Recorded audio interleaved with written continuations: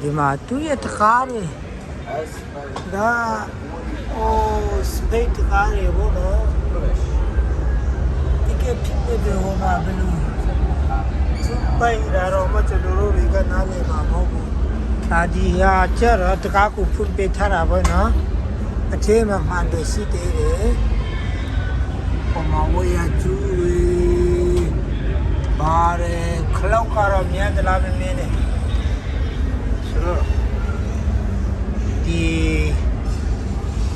ဒီ rocket ဖြစ်ပါတယ်ဒီ rocket အတွက်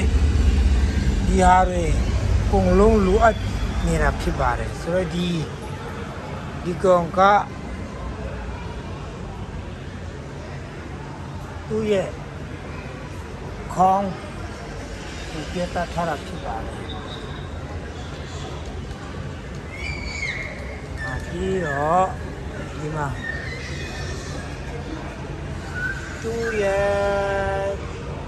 အထက်ကပစ္စည်းခလောက်ပဲကြားတယ်ပုံလုံးဒီစိတ်ထားတာဖြစ်ပါတယ်ပြီးတော့သူတို့တုံးနေတဲ့လက်ဟောင်းပိုက်တွေဘာတွေလည်းမသိဘူးပနတ်တွေဥထုတ်တွေလက်အိတ်တွေဒါ